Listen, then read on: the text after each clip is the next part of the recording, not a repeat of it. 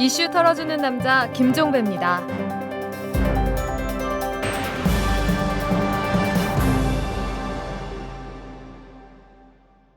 1월 24일 목요일에 보내드리는 이탈남입니다. 이 대선 과정에서의 최대 유행어를 꼽으라면 역시 새정치겠죠. 여야 모두 여기에 아무런 이견도 달지를 않았습니다. 오히려 자기네가 새정치의 적임자다 이렇게 주장을 하고 나섰죠. 그런데 이 대선이 있은 지 한 달이 지난 지금 정치권의 모습을 보면 새정치의 요소를 찾아볼 수가 없습니다. 오히려 구태만 거듭 확인을 할 수밖에 없는데요. 단적인 예가 문제가 불거졌던 의원들의 집단 외유가 되겠고, 또 하나가 있습니다. 바로 시건인데요. 어제 했던 말을 오늘 뒤집어버리는 이런 행태 말이죠. 단적인 게 쌍용차 국정조사 문제였습니다. 애당초 여야가 이 국정조사를 실시하기로 합의를 했음에도 불구하고 새누리당이 이것을 손바닥 뒤집듯이 뒤집어버렸습니다. 바로 이런 게 구태정치 아니겠습니까? 이 대선 때의 새정치 구호는 한마디로 소나기 피하기 용이었다. 이렇게 봐도 무방할 것 같습니다. 지금 보이는 모습을 보면. 그런데 한마디로 정말 국민을 우습게 한다는 이야기로도 통하겠죠. 자, 이런 사람들, 이런 정치권을 징치할 수 있는 방법이 뭘까요? 우리는 지금까지 그것이 투표라고 알고 있었습니다만 또 다른 방법은 없는 걸까요? 한번 화두를 던져봐야 될 것 같습니다. 자, 오늘은 털기전 뉴스 생략하고 바로 들어가도록 하겠습니다. 저희 이털남이 여럿이 함께와 손잡고 애청자 여러분에게 안경, 선글라스, 컨택트 렌즈 할인권을 드립니다. 여럿이 함께와는 민주시민과 골목상권을 연결해서 99%가 행복해지는 사회를 만들기 위해 생겨난 회사입니다. 검색창에 여럿이 함께와 또는 주소창에 waaa.co.kr을 쳐보세요. 여럿이 함께와. 이털남 팬 여러분 안녕하세요. 저는 한마디로닷컴 박기범 대표입니다. 여러분, 비싼 사교육비 때문에 걱정 많으시죠? 최고의 영어 강의를 평생 무료로 여기 한마디로닷컴이 있습니다. 전면적 무상 영어 교육 한마디로닷컴이 응원합니다. 영어는 딱 한마디로 한마디로닷컴. 최대 18조 규모의 국민행복기금을 설치하겠습니다. 국민행복기금은 정부가 직접적인 재원 투입을 하지 않고 신용회복기금, 부실채권 정리기금, 잉여금 등을 활용해서 채권을 발행하겠습니다. 채무 감면율은 일반 채무자의 경우에는 50%, 기초수급자 등에 대해서는 최대 70%까지 높여서 상환 부담을 대폭 낮춰드리겠습니다. 금융권에서 금융 소외자를 위해서 한국자산관리공사라는 것을 운영하고 있는데 거기에 잉여금 등에서 약 1조 8,700억의 기금이 있습니다. 이것을 10배 정도의 그 공사채를 발행을 해서 18조 7천억을 국민행복기금으로 만들 겁니다. 성실하게 빚을 갚은 사람들과 형평성에 어긋나고요. 또한 향후에도 부채 탕감을 해줄 것이라는 잘못된 기대가 형성되면서 연체율이 급등하는 부작용이 발생할 수 있습니다. 저희가 어제 중앙대 김연명 교수를 모시고 기초노령연금 문제를 다뤘는데요. 이 박근혜 정부가 출범하면 바로 시행될 정책사항 가운데 또 하나 논란이 되고 있는 게 있습니다. 그게 바로 18조 원 규모의 국민행복기금, 바로 이것인데, 이 방안에 따르면 그 채무에 시달리는 사람들의 채무를 최대 70%까지, 그다음 평균 50% 감면을 해주겠다, 이런 방안을 박근혜 후보가 대선 때 약속한 바가 있는데 이걸 두고 상당한 지금 논란이 일고 있습니다. 오늘은 바로 이 문제를 집중적으로 털어보도록 하겠습니다. 자, 오늘 이 문제를 함께 털어줄 분을 모셨는데요. 바로 재윤경 에듀머니 대표십니다. 자, 안녕하세요. 네, 안녕하세요. 네. 이 박근혜 당선자가 대선 기간에 약속했던 걸 더 추려드리면 이제 가계부채 문제와 관련해서는 최대 70%. 네, 이건 네. 이제 기초생활수급자의 경우가 네. 되겠고 일반은 50%까지 이제 감면을 해주겠다라는 거고 채무불이행자의 신용 회복을 지원을 해주겠다. 이제 골자는 이런 것 아니겠습니까? 네. 근데 왜 이게 논란이 되고 있는 거죠 지금? 일단은 그 기금 조성에 대해서 이제 좀 말이 있고요. 네. 그다음에 어쨌든 이제 기존의 그 자산관리공사라는 그러니까 소위 이제 캠코라는 그렇죠. 곳에서 이미 이런 프로그램을 그 시행을 하고 있습니다. 그래서 네, 그 무슨 론이라고 하나 하던데요? 그게? 바꿔드림론이요. 바꿔드림론도 일부 있고요. 근데 예. 바꿔드림론은 이제 이제 고금리 대출을 저리로 정리로 바꿔주는 게 있고, 예. 그다음에 신용회복기금을 통해서 예. 지금 캠코에서도 이제 그 해마다 음. 그 감면을 해 왔습니다. 그래서 한 아. 30-40% 정도 감면하고 지금도? 나머지 예. 60에서 70% 정도를 음. 그 이제 좀 장기 분할 조건으로 이렇게 전환해가지고 하는데 이게 사실은 이제 이런 문제가 좀 있을 수 있거든요. 그러니까 어쨌든 캠코에서요. 그 은행에서 연체 중인 대출 채권을 사는 겁니다. 네. 사는데 이제 보통 싸게 사겠죠. 그래서 뭐 얘기는 이 지금 인수위에서는 5%에서 6% 가격에 사겠다 이렇게 얘기하고 있고. 잠깐만 좀 풀어주세요. 예를 들어서 제가 A 은행에 대출을 받았어요. 네네. 담보 대출을. 근데 형편이 안 좋아서 계속 이자를 못 내고 연체를 하고 있는데 그러면 A 은행이 저한테 갖고 있는 채권 그러니까 그 담보 설정권이 되겠죠. 네네. 그러니까 빌린 돈이신 거죠. 그렇죠. 예를 들면 그거를 100만 원을 빌리셨으면 네. 100만 원을 캠코가 사는 건데 사는 건데 그걸 100만 원에 얼마에 사는 게 100만 원에 사는 게 아니라 이제 5만 원, 6만 원에 네? 사는 거죠. 그거밖에 안 5%, 줘요? 6%. 그럼 은행은 네. 손해잖아요. 은행은 이미 사실은 이제 그게 그냥 뭐 하루 이틀 연체된 채권을 그렇게 파는 게 아니고요. 네. 뭐 6개월 이상, 1년 이상. 어차피 그렇게 이제 그 회수가 불가능하다고 네, 판단되는. 부실 채권으로 이미 상각을 해버립니다. 그래서 손실로 처리를 해서 회계장부에서는 손실로 털어진 것들이거든요. 일종의 이제 땡처분이네. 그렇죠. 그래서 네. 사실은 거기도 어쨌든 시장이잖아요. 금융시장이기 때문에 그 과정에서 이제 은행은 그 투자자 입장이죠. 돈을 빌려줄 때는. 네, 네. 그래서 투자자 입장이기 때문에 투자라는 것이 뭐 100%다 이렇게 회수가 되는 것이 아니기 때문에 손실도 일부분 있고 이익도 나고 이런 건데 그거는 이제 손실 처리를 하는 거죠. 예, 그래서 예. 시장 안에서는 그렇게 손실 처리 나는 부분이 있다. 이거를 굉장히 시청자들이 잘 이렇게 주의 깊게 들어두셨으면 좋겠고요. 그러니까 자산관리공사하고 은행 사이도 그런 거래가 있군요. 네네. 그리고 또 뭐 그런 시장도 있습니다. 그래서 그렇게 은행으로부터 그래서 그 채권을 매입해서 네. 채권의 양수도라 그래요. 그래서 예. 채권을 매입해가지고 예. 이제 다시 그걸 추심을 하죠, 자기들이. 이제 그래서 이제 돈 빌리니까 소비자한테 막 다그치는 거죠, 돈 갚으라고. 네, 그래서 예를 들면은 최근에 저희 상담 사례 중에 제일 많은 게 자기가 10년 전에 카드 회사에서 돈을 빌렸는데 네. 뭐 이렇게 좀 독촉이 한 1, 2년 있었지만 못 갚을 형편이어갖고 계속 못 갚았는데 10년 동안 그 뒤로 아무 소식이 없다가 어느 날 대부업자가 전화가 온 거예요. 예. 내가 당신의 채권을 예. 그때 10년 전에 빌린 카드 채권을 보유하고 있는데 음. 나한테 원금만 갚아라. 오. 이렇게 전화가 옵니다. 그래서 어. 그러니까 이런 게 그거예요. 그 대부업체에서 사실은 그 은행의 채권을 산 거죠. 주로 그럼 사는 데가 카드에서. 대부업체입니까? 대부업체도 많이 사고요. 예. 그리고 뭐 신용정보회사, 그런 그러니까 데서도 채권 있어요? 추심회사. 예. 전에 왜 제가 그 모 의원님께서 그 채권 추심업체 그거 다 알려졌는데. 네, 김진표 세금. 의원. 예. 세금 얘기를 했을 때, 예. 네, 그 채권 추심 업체에서도 오. 사실 추심만 대행하는 경우도 있지만 자신들이 직접 채권을 사서 예. 그래서 직접 추심해서 그러니까 5%에서 6%에 샀는데 예. 내가 100만 원을 그 채권을 사서 5만 원, 6만 원을 투자했는데 100만 원 다 돌려받으면 어떻게 되죠? 어유.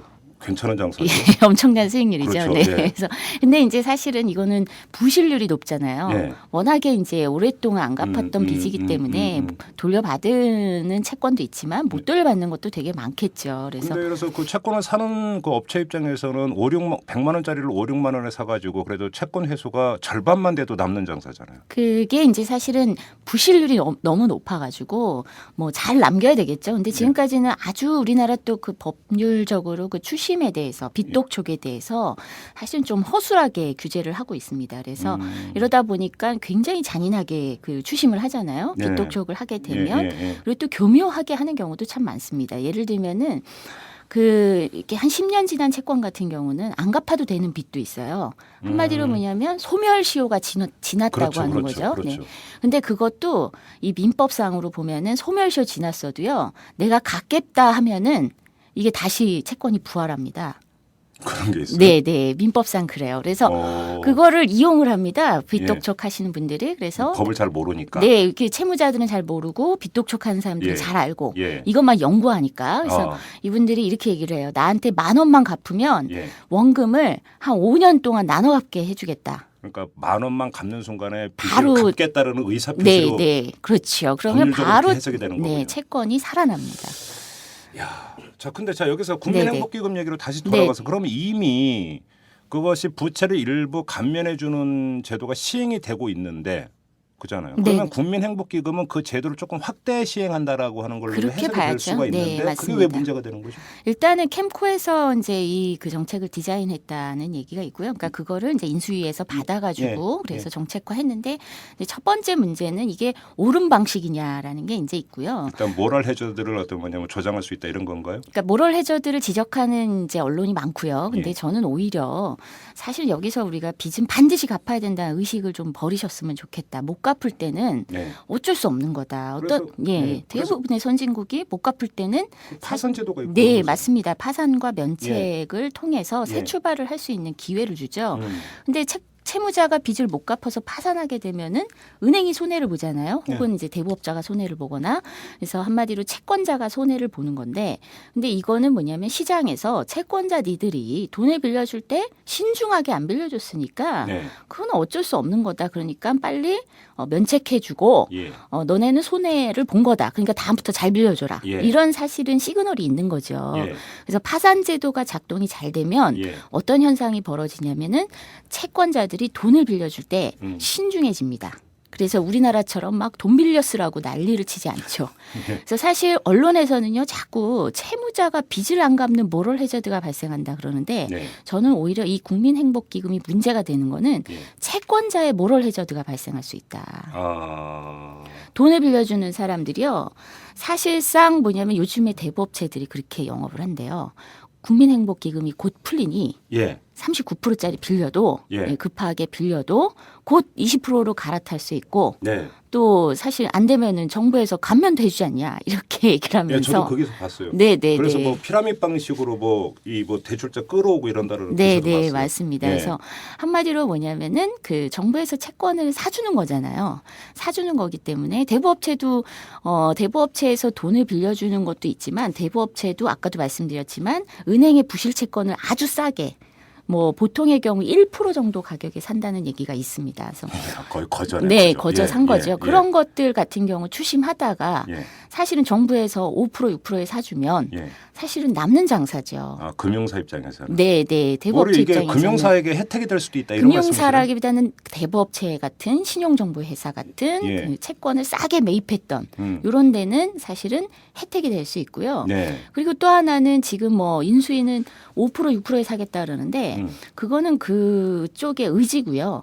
사실은 금융사 입장에서는 정부가 대규모로 사주겠다는데 굳이 싸게 팔 이유가 없죠. 그렇죠. 네, 그거는 강제할 방법도 없습니다. 그래서 어. 사실은 몇 프로의 은행이 팔게 될지 협상도 사실은 쉽지 않을 거다. 이게 이제 뭐 전문가들의 견해고요. 과연 싸게 팔겠느냐 그들이 그렇게 대규모로 기금 조성해서 사주겠다는데 심지어 그렇게 채권이 거래되는 시장도 있어요. 시장하고 국가가 경쟁해야 되는 거예요.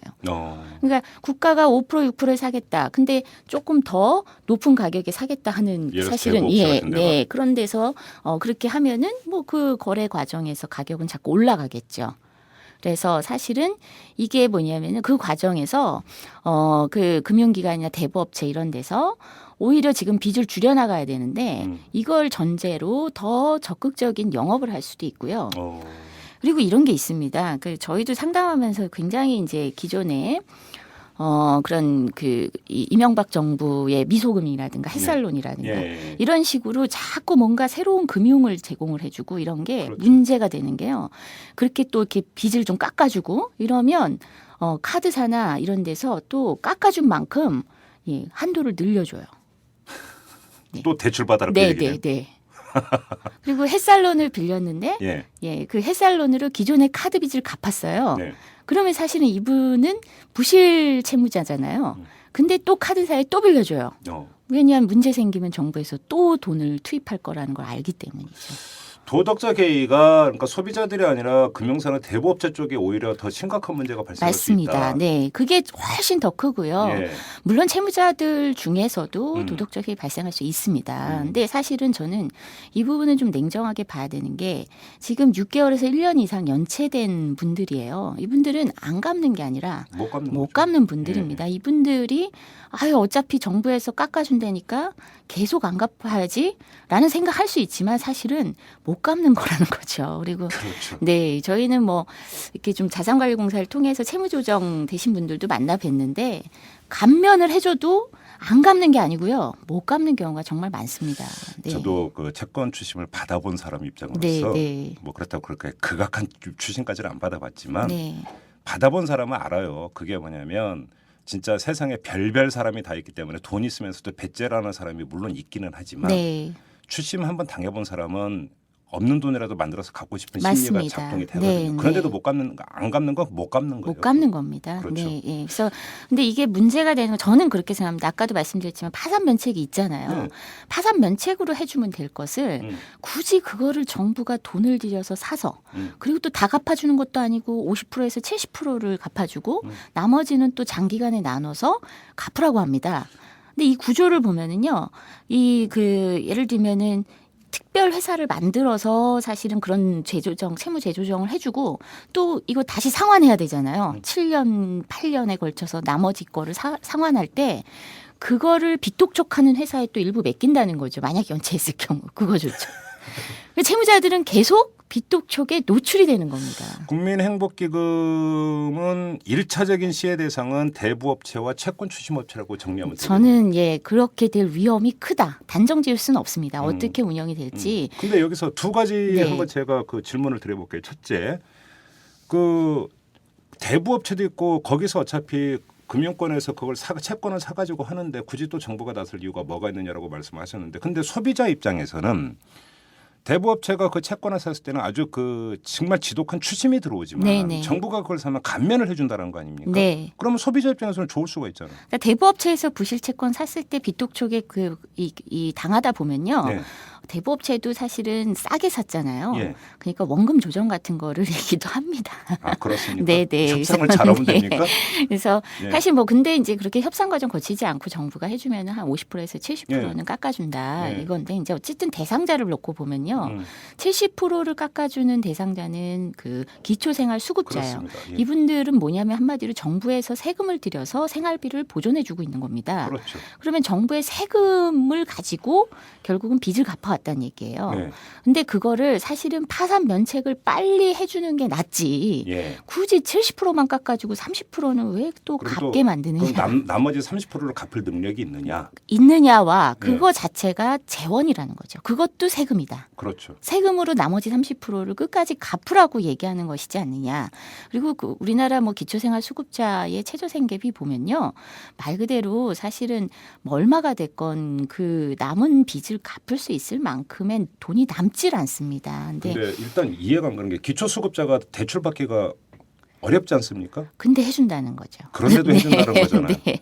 여기도 지금 구멍이 있는 거 아닙니까? 맞습니다. 그래서 사실은 기초생활수급자에게 돈을 빌려준 그 사실 채권자에 대해서는 네가 잘못 빌려줬기 때문에 손실은 어쩔 수 없다. 네. 이렇게 얘기를 해야 되고요.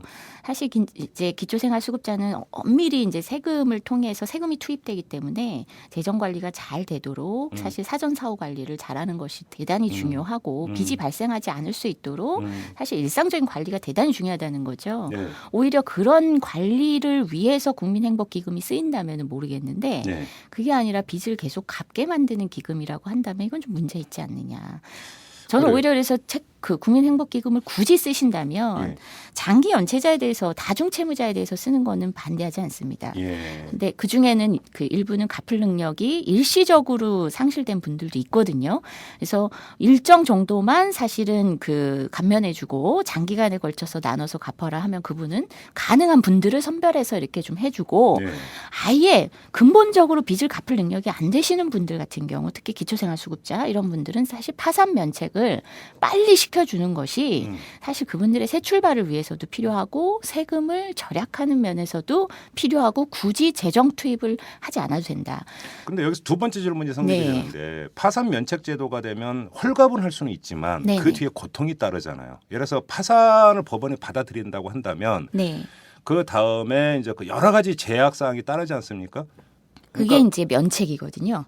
면책까지 같이 네, 포함하는. 네. 그러니까 불이익이 이제 좀 있는데 예. 사실은 뭐 기초생활수급자분들이 염려할 만한 불이익이 이렇게 파산을 통해서 이렇게 이렇게 많지는 않은 걸로 알고 하긴 있고요. 뭐 기초수급자 네. 같은 분들은 직장에 다닌다라면 네, 기초수급자로 네, 네. 지정이 되지도 않죠. 네, 네. 그래서 예. 사실은 그리고 이제 면책이라는 게 그겁니다. 그럼 모든 불이익에서부터 벗어나는 거예요. 그래서 이제 사실 파산부터 면책까지의 기간을 예. 단축시키는 거죠. 네, 그래서 2004년 카드 대란 때는 그걸 굉장히 많이 단축시켜가지고 네.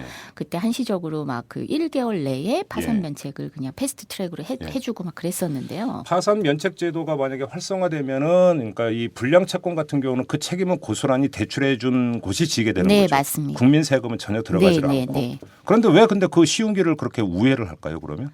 그거는 이제 어쨌든 금융권의 압력도 있을 거고요. 네. 네, 금융은 싫어하겠죠. 금융권은. 당연히 싫어하겠죠. 네. 예. 예, 그리고 그 압력 중에 이제 가장 큰 게 그 도덕적 해이라는 사실은 그 채무자를 향한 그 도덕적 비난들입니다. 그렇죠. 네, 그렇죠. 네. 그래서 어떻게 보면은 명분이 전제돼 있으니까 우리나라는 특히 그 파산 면책 과정이 네. 웬만한 선진국보다 굉장히 까다롭게 진행이 되고 그렇습니까? 있습니다. 그래서 네. 보통은 이제 파산을 하게 되면은 뭐 자산도 조사하고 소득도 조사하고 부채가 사실은 어떻게 발생했는지 숨겨놓은 자산은 없는지 이런 거 다 조사하는데요. 네. 선진국의 경우는 그 조사 자체를 그 채권자가 돈을 돌려받기 위해서 이 사람이 진짜 이거 괜히 이거 피하려고 이렇게 하는 거 아니야라는 생각 때문에 네. 조사하는 거잖아요. 그렇죠. 예, 그러니까 그 비용을 채권자가 부담합니다. 어. 근데 우리나라는 채무자가 부담해요. 네. 내가 불이익을 감수하고 파산하겠다는데 근데 사실은 그 조사 비용을 채무자가 감당하고 심지어 뭐 그런 그 파산 관제인이라고 하는데요. 그 네. 비용을 채무자가 부담하고 또 심지어 뭐 파산당한 사람이 될 비용이 어디 있어요? 네, 맞습니다. 근데 법률적 비용도 변호사들 찾아가서 이렇게 서류 작성하고 이런 비용도 사실 어마어마하게 많이 부담을 하고 있기 때문에 길거리 가면 잔담 많던데. 네, 네. 그 파산에 대한 파산 대행, 뭐 네, 신청 대행 이런 네, 거 되게 많던데. 네. 그게 장사가 되나 보죠? 그러니까 법조계 있는 저는 사람들은 오히려 그래서 돈 있는 사람들이 파산하기 쉬운 거 아니냐. 오히려. 네, 어. 그런 생각이 들어요. 자꾸 비용의 진입 장벽을 만들어 놓으니까. 예. 네. 자, 그럼 여기서 제가 한번 단순 무식하게 질문을 드려보겠습니다. 그러면 기초생활수급자 같은 경우는 파산 면책 제도를 적극적으로 활성화해서 세금 투입할 게 아니라 아예 털어주자. 네, 네. 근데 그 이상에 있는 사람들 같은 경우는 일정하게 여러 가지 문제가 발생할 수 있으니까. 네. 그러면 다른 트랙으로 접근할 수도 있다. 이런 가설이 성립이 될 수 있는 것 아닌가요? 그러니까 국민행복기금을 저는 완전히 부정하지는 않습니다. 근데 네. 다만 이제 이렇게 가장 크게 문제가 지적이 되는 게 이제 18조 원이 조성이 될 것이냐. 그리고 그게 이제 1조 8천억 가지고 채권을 발행한다는 네, 거죠. 채권을 발행해서 10배로 부풀려 가지고 기금을 조성한다는 건데 그러니까 한마디로 그거잖아요. 나 1조 8천억 있으니 나 이거 가지고 사실은 부실 채권 매입해서 그다음에 원금 돌려받아서 뭐 50%라도 돌려받으면 남잖아요. 네. 캠코도 남으니까 네. 그러면 이익을 돌려줄 테니 그러니까 나한테 투자해라. 그렇죠. 이게 이제 그래서 18조를 만들겠다는 건데 근데 사실 그 부실 채권의 회수율이 얼마나 될 거라고 누가 투자하겠느냐. 그래서 그게 채권 과연 발행한다고 사겠느냐? 네, 그렇죠. 예. 18조가 되겠느냐, 18조 모이겠느냐 예. 그런 게 이제 있고요. 그다음에 일부 금융위에서는 조사를 해보니까 그 인수위에서 추정했던 그 1조 8천억도 계산이 잘못됐다. 자산이 뭐 구멍 나는 데가 있다는 네, 보도가 네, 나오고요. 그 계산이 좀 잘못됐다. 예. 이렇게 얘기해서 한 7천억 정도는 사실은 부풀려졌다. 이렇게 얘기를 그래요? 해요. 뭐 캠코가 갖고 있는 거, 뭐 하여튼 뭐 이런저런 기금을 딱 이렇게 모아갖고 1조 8천억이라고 했는데 한 7천억은 없는 돈이다. 이런 얘기를 합니다. 그래서 사실은 이제 어쨌든 쌈짓돈이 될 만한 1조 8천억도 문제가 되고 그거를 10배로 하는 18조 원도 문제가 되고 그러니까 이거는 뭐 사실 선거용으로 과도하게 좀 과장돼 부풀려진 측면이 있다. 근데 국민 입장에서는 이제 채권은 주로 돈 많은 사람들이 살 텐데 네네. 이것도 일종의 이제 국가 채권 아니겠습니까? 네, 맞습니다. 그러면 부실나면 국가 세금 투입이 되죠. 그렇죠. 그러니까 네. 이 채권이라서 이제 그 저기 뭐 부도움으로 처리되는 일은 없는 것 아닙니까? 네, 네. 일단 거기서 안전판이 하나가 확보가 네. 되고 회사채 이런 거는 성격이 다르니까. 그다음에 그 고율의 이자를 주겠다 해버리면 네, 네, 네. 채권을 살 수도 있잖아요. 네, 네, 맞습니다. 네. 예, 근데 이제 그 우려가 많은 거예요. 그럼에도 불구하고 그렇게 사실은 수익률이 아주 높지 않고 네. 그리고 어쨌든 정부가 뭐 세금을 투입해 가지고 나중에 결과적으로는 갚게 되는 안전판이 있다고 하더라도 그래서 이제 정부 보증이라는 거는 처음에는 얘기가 없었는데 네. 결국 전문가들이 뜯어보니까 정부가 보증하지 않고 1조 8천억을 그 쌈짓돈으로 10배로 기금을 조성하는 건 불가능하다. 처음에는 정부 보증 네, 그 얘기는 없었어요. 없었어요. 그러니까 세금 어. 투입 없이 기금 조성해서 예. 국민행복기금 만들고 그걸로 채무자를 돕겠다. 이게 이제 선거 당시의 그 캐치프레이즈였고요. 예. 그러니까 세금 투입 없이라는 거에 굉장히 강조를 뒀는데 네. 보증이 들어가는 순간 세금 투입이죠. 그렇죠. 네, 네. 나중에 저기 못 갚으면 네. 보증인이 다 갚아야 되는 네, 거죠? 맞습니다. 그래서 사실은 그 선거 당시의 얘기와는 다르다. 그 차이가 네, 있군요. 네. 그 얘기가 좀 있고요. 예. 그다음에 아까도 말씀드렸다시피 대상에 있어서 이제 좀 기존의 이제 캠코 같은 경우는 이제 정말로 악성 채무에 대해서만 이제 제한적으로 이렇게 받아서 30% 40% 조정해주고 나머지를 이렇게 재조정했는데 이거를 조금 대상을 넓히겠다는 거는 있지만 네. 네, 아직도 대상이 좀 불분명하고요.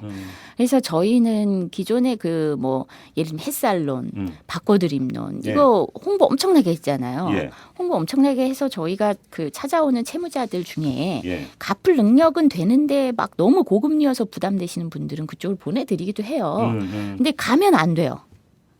왜요? 온갖 진입 장벽이 있는 거예요. 어. 연체 기록 있으면 안 되고 현재 연체 중이면 안 되고 뭐 이런 것도 뭐 기준을 좀 완화시키겠다고 하는데 예. 그 양날의 칼입니다. 예. 그렇게 기준을 완화시키면은 이제 너도 나도 좀 갚을 수 있는 사람도 확 사실 손을 놓는 경우도 있고요.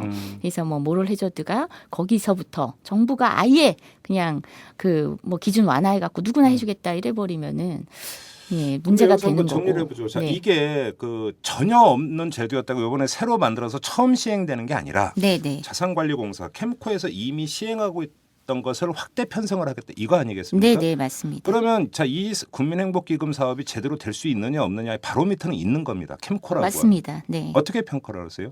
캠코의 기존 사업에 대해서는? 그러니까 캠코는 기존에 보수적으로 해왔기 때문에, 네. 그러니까 뭐 그렇게 나쁜 평가를 받고 있는 편은 아닌데, 약간의 이제 우려스러운 평가 중에는 뭐 사실 그 어쨌든 그것도 이제 남은 채무를 갚아야 되는데 그 과정에서 채무자들에게 뭐 심하진 않지만, 네. 뭐 일반 그 채권 추심 업체보다 심하진 않지만 어쨌든 빚독촉이 있는 거 아니냐. 예. 네, 이런 얘기가 있고 또 이제 그 캠코에서 이런 그 이 부실채권을 관리하는 분들을 만나보면 그런 딜레마에 되게 많이 빠져 있어요. 우리는 공기업인데 어쨌든 그 연체하고 있고 못 갚는 분들에게 이렇게 전화해서 이렇게 좀 독촉하는 것 같은 그 자괴감이 들 때가 있다. 네. 그 누가 좋아서 하겠어요? 네, 네, 네. 예, 그래서 그런 것이 이제 과연 그 공공기관에서 어떤 공적 기업에서 공적 업무로서 이제 그 좋은 의도로 그 시작이 됐는데 개별 채무자에게 들어갔을 때는 결과적으로는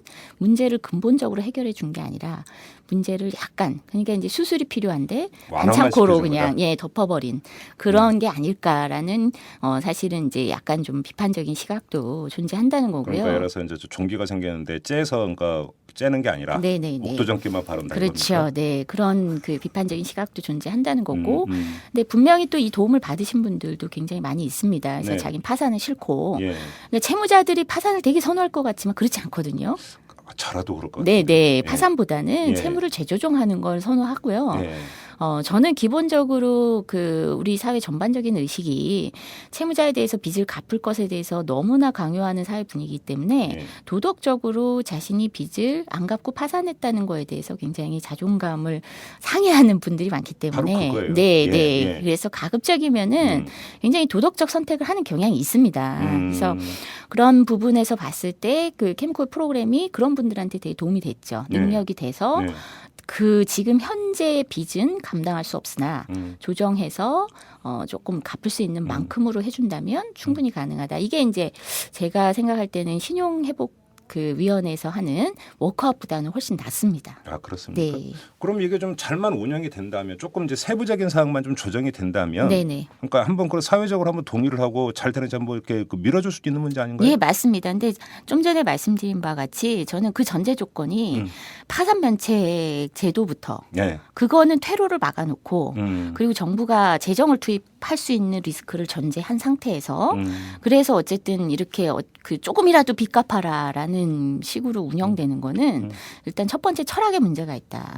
빚은 어떻게든 갚아야 된다라는 사회적 압력이라고 저는 생각하고요. 네. 정부의 압력이다. 예. 그래서 이런 측면에서는 첫 번째 대전제가 채권 그 파산 면책에 대한 제도 개선이 없으면 이거는 예, 그렇게 선의로만 보기가 좀 어렵다. 한번 논의를 기초생활수급자 같은 경우는 한번 좀 특화시켜가지고 네, 이렇게 맞습니다. 그 이 채무 그러니까 감면이 아니라 아예 파산 면책 제도를 네. 한번 적용해보는 네, 네. 이렇게 되면 이제 투입되는 기금도 좀 더 줄어들 수도 있는 것 아니겠습니까? 네, 맞습니다. 훨씬 많이 줄어들 수 한번 있고요. 거기서 한번 그 정치권에서 한번 논의를 해볼 여지가 있는 거 아니에요? 네, 그리고 조정을 해볼 수 네, 있는. 모럴 해저드도 아까 말씀드렸지만 파산 면책기를 확 열어놔야 네. 금융권이 예. 예를 들면은 정부 기금이 풀리니까 막 대출 더 해라 이런 식의 모럴 해저드는 막을 수 있다는 거죠.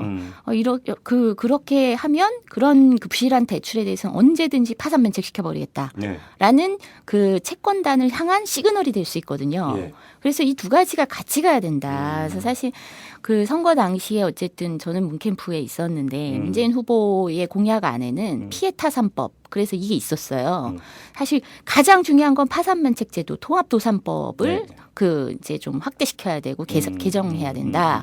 그래서 이런 얘기가 좀 있었는데 그리고 채권 추심을 불법적으로 하는 것을 근절해야 된다. 그래서 채권 추심에 관한 법률도 대폭적으로 손질을 하고 그러니까 빚독촉도 지독하게 못하게 하고 함부로 못 빌려주게 하고 그리고 그러면 뭐 이런 얘기 나오잖아요. 그럼 돈 필요한 사람 어디 가서 빌리냐. 그거를 대체하는 거는 일자리와 복지 정책이지 네.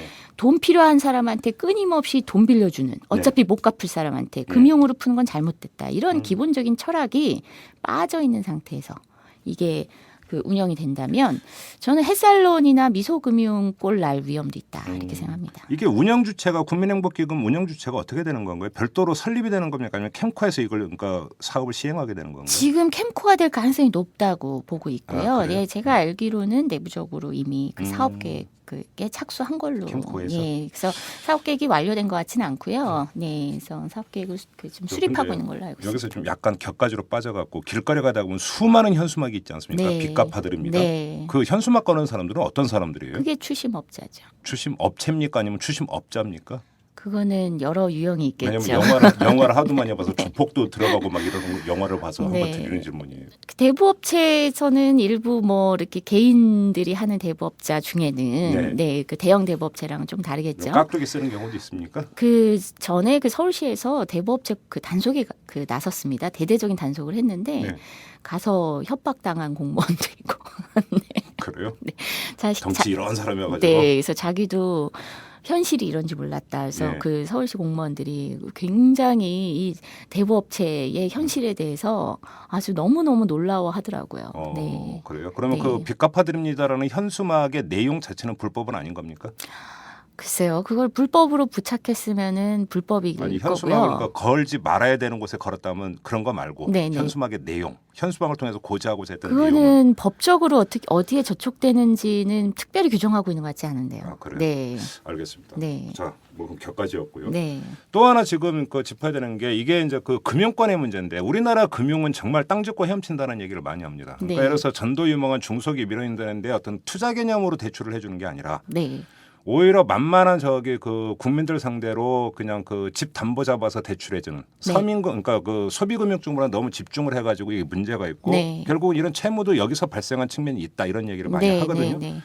근데 그러면 그 금융권의 이른바 그것도 도덕적 해이라고도 볼 수 있을 것 같은데 이거에 대한 어떤 그 단죄까지는 좀 뭐하게 좀 일정하게 브레이크를 거는 네. 그다음에 책임을 묻는 이런 것도 같이 병행이 돼야 되는 것 아닌가요? 예, 맞습니다. 제가 좀 전에 말씀드린 게 그런 거예요. 그러니까 파산면책 제도가 활성화돼야 되는 게, 그러니까 이게 좀 갚다가 못 갚아서 법원까지 찾아온 거에 대해서 법원이 빨리 네. 파산면책을 해주면 그럴까봐라도 예, 어떻게 되냐면 미국 그러면 이제 금융권은 모든 손해를 다 떠안아야 되는 네, 거니까. 그러니까 미국에서나 뭐 일본 같은 경우는 그럴까봐 연체 채권에 대해서 채무자에게 공손해지죠.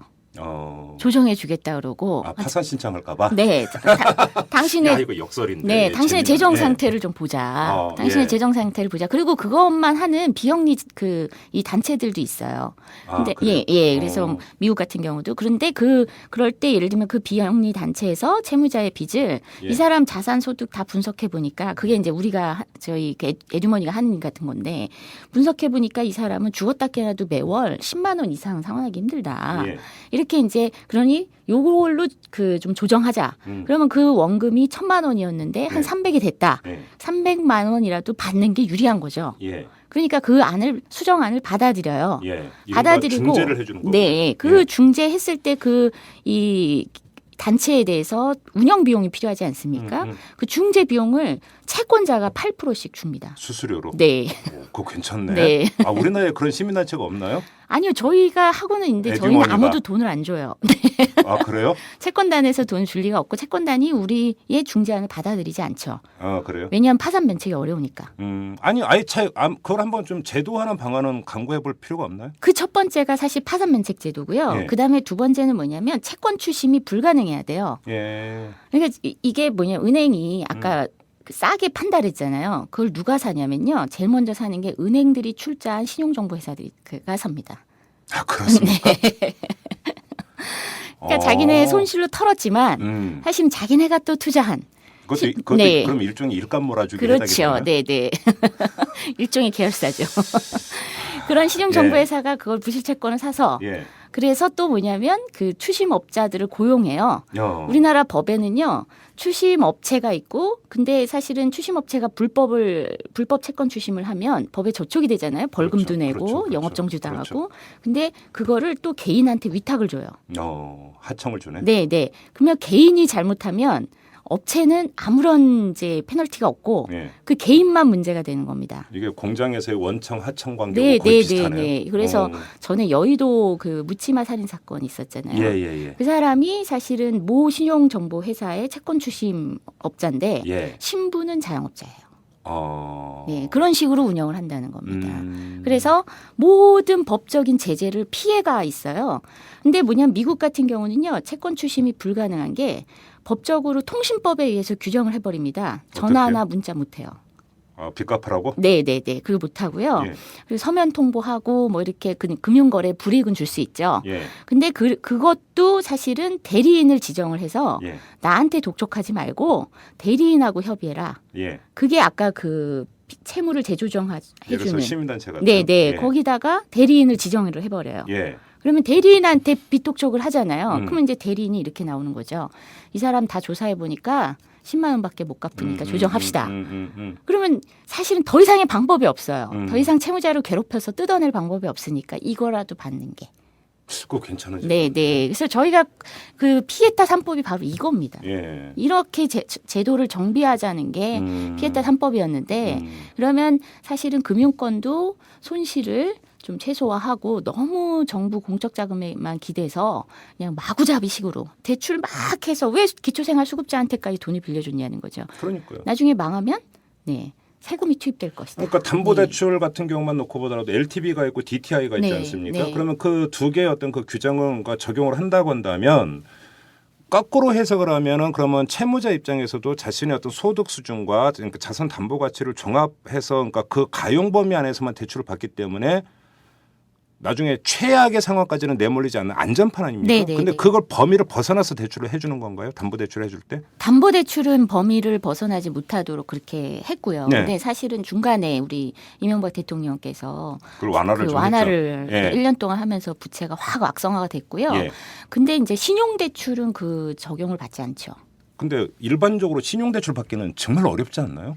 카드론 너무 쉽지 않습니다. 카드론 네, 이런 거. 네. 그렇죠. 카드를 통한. 네, 그리고 직장인들의 마이너스 통장도 그렇게 어렵지 않고요. 예. 그 금액이 작아서 그렇지. 예. 네, 문제가 사실은 지금 가계부채 규모에서 절반 이상이 지금 신용대출이에요, 우리나라가. 아 그렇습니까? 네. 어. 이전에 그 전 참여정부 담보대출이 더 많은 줄 알았는데. 네, 그랬었거든요. 예. 근데 그 지난 몇 년간, 그러니까 예. 지난 5년간 부채가 어느 정도 악성화됐느냐. 담보대출도 심각한데 신용대출이 가파르게 늘어왔다는 거. 그거는 결국 가게 운영 자금이 지금 딸리니까 딸리기도 급전을 하고, 네, 받아 쓰는 거잖아요. 네, 그렇기도 하고 예. 카드사의 엄청난 마케팅. 아, 네, 그게 그거 같이 진짜 결합이 된 법적으로 겁니다. 저도 스팸 문자 엄청 받거든요. 무슨 네, 뭐 네. 김대리 뭐 해갖고 네. 뭐 저리를 몇 %로 얼마가 한도 얼마입니다. 이런 문자 엄청나게 받는데 이거 좀 제어 안 되나요 사전에? 그게 원래 불법이었죠. 예. 원래 불법이었는데 이제 못 찾아서 문제였는데 제가 알기로는 최근에 정부가 그거 합법화 시킨 걸로 알고 있는데. 합법화 시켰다고? 그거 그 아마 대출 중개업자의 광고, 예. 홍보, 예. 마케팅 이거를 법적으로 허용한 걸로 알고 있습니다. 거꾸로 가는 정책. 네, 네, 네. 그래서 그게 12월 국회에서 아마 통과된 것 같은데요. 그때 우리가 문제 제기를 많이 했는데 그 이후로는 최종 어떻게 되는지 모르겠어요. 근데 12월에 그 법이 그 통과가 진행이 되고 있다. 뭐 이런 얘기가 있었습니다. 그 대선 와중에서. 네. 그러니까 항상 그 어딘가는 꼭 이런 표현 써도 되나요? 개구멍은 항상 있는 거고요. 네. 그러니까 뒤에 앞에서는 이렇게 한다면서 뒤에서는 또 네, 네, 네. 부채를 증가시킬 수 있는 그런 네. 여지의 법을 만들고 네, 있었다. 네. 이런 거가 되는 겁니까? 일종의 그렇죠. 왜 그런지 모르겠어요. 알겠습니다. 그리고 그 마지막으로 이런 질문을 드리고 싶은 한 경제학자 같은 게 이런 얘기를 하더라고요. 그러니까 가계부채가 지금 우리나라가 1,000조가 넘는 것 아니겠습니까? 네. 근데 이것을 그대로 방치했을 때는 이것이 엄청난 우리나라 경제의 뇌관이 될 수가 있다. 네, 네. 근데 이제 중요한 것은 판단에 있어서 그 가계부채의 심각성이 어느 단계에 와 있느냐에 따라서 그러니까 유럽이나 이런 데를 보더라도 가계부채를 해결하기 위해서 세금이 투입되는 경우는 있다. 그 네. 자체를 반대할 수는 없다. 맞습니다. 근데 어느 타이밍에 어느 수단을 타서 어느 정도의 적절성을 가지고 이제 거기 들어가느냐가 문제가 네. 되는 건데 네. 국민행복기금도 결국 원천적으로 반대다 이런 문제가 아니라 네. 어떻게 운영의 묘를 살려서 효율성을 쌓을 것이냐 이 측면에서 접근에 들어가야 되는 문제죠. 네, 맞습니다. 그리고 이제 세금 투입이 없다라고 전제했지만 네. 자꾸 뭐 이런저런 기금의 규모나 여러 가지 이 경우를 놓고 봤을 때 세금 투입 가능성이 사실 전제돼 있는 사업인데 이미 정부 부정 네. 쓴다고 하면 그 순간부터 네. 근데 아직 뭐 그거는 확언을 한 건 아니기 때문에 근데 그럴 경우 이런 세금 투입 논의가 지금부터 진행되는 것 자체에 대해서 이제 우려를 표하는 그 사람들이 많고요. 네. 뭐 사실 그 지금 이제 굉장히 악성 부채에 대해서 이제 얘기하는데 악성 부채에 대해서는 말 그대로 세금 투입이 아니라 이거는 금융권의 책임으로 가야 되고 세금 투입은 이제 시스템 리스크죠. 그러니까 네. 부동산 그 경기가 완전히 붕괴하고 그 담보대출 전체가 부실화되면서 금융권 전체가 완전히 이제 그 문제가 생겼을 경우 예. 산업에 그것도 이제 영향을 미칠 경우 그런 예. 시스템 리스크 가능성 앞에서 현실 예. 앞에서 사실은 세금 투입이 논의가 돼야지 그렇죠. 너무 일찌감치 세금 투입 가능성을 마구 열어두면 아까도 말씀드렸지만 채권자들은 뭐 우리가 망해도 정부가 살려준다라는 생각으로 더 사실 약탈적 그 대출을 많이 할 가능성이 아직은 높아진다는 좀 겁니다. 시기가 빠르다고 너무 판단하십니까? 빠르죠. 너무 빠르고요. 너무 빠른 겁니까? 네, 너무 빠르고 악성 부채에 대해서 그렇게 하는 건 아니다. 네. 알겠습니다.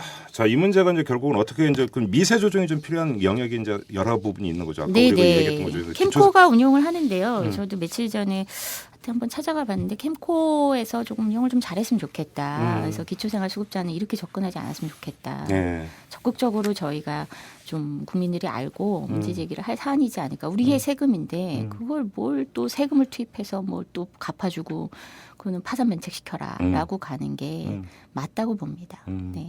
결국은 뭔가 채무를 못 갚는 사람들은 사실 우리 사회 그 사람들도 하나의 이제 그 경제적 약자라고 볼 네. 수 있겠죠. 네. 그런 사람들 일정하게 도와준다라고 하는 취지에 대해서 반대할 이유는 없을 것 네. 같습니다. 네. 문제는 그것이 얼마나 이제 효율적으로 가져가서 한편으로는 국민의 세금도 아끼고 네. 또 한편으로는 실질적으로 도움이 될 수 있는 그 사람들한테 네. 이게 뭐냐. 네. 이 차원에서 국민 행복기금을 좀 바라봐야 되지 않을까. 이게 좀 재윤경 대표의 말씀이시죠? 네, 네, 네. 이렇게 정리하면 네, 되겠죠? 맞습니다.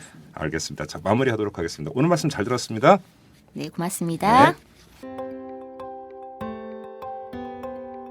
안녕하십니까. 오마이뉴스 대표 오연호입니다. 오늘은 조금 긴 말씀을 드리겠습니다. 여러분 마음이 아프시죠?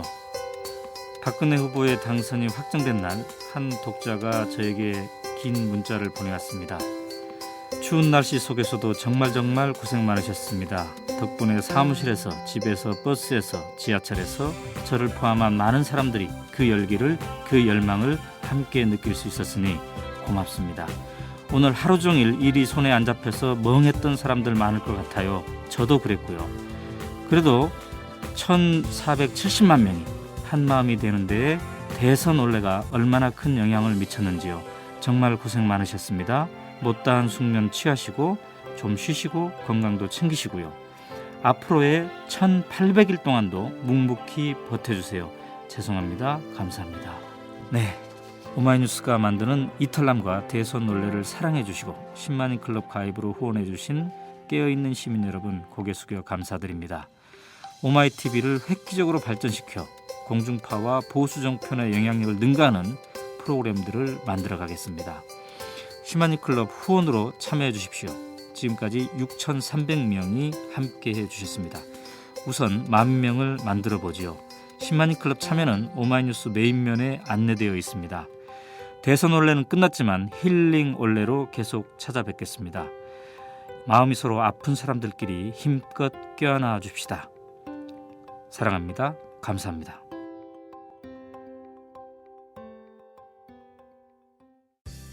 야, 뭐하냐? 기사 써. 네가 무슨 기자도 아니면서 뭔 기사를 쓰냐? 나 오마이뉴스 시민기자야. 수십만 명의 사람들이 내가 쓴 기사를 읽는다고. 오마이뉴스에 기사를 쓴다고? 난 읽기만 했는데. 야, 그게 정말이야? 당신도 오마이뉴스 헤드라인 기사를 쓸 수 있습니다. 지금 바로 오마이뉴스 시민기자로 등록하세요. 세상을 바꾸는 주인공이 될 수 있습니다. oma이뉴스.com. 선한 취지가 항상 선한 결과를 낳는 건 아니죠. 이 채무에 시달리는 빈곤층을 도와주는 건 좋은데 그 방법이 잘못되면 엉뚱한 결과를 빚을 수도 있습니다. 그리고 또 하나, 정말 수혜를 보는 사람들이 누구인지 이것도 좀 점검해 볼 필요가 있을 것 같습니다.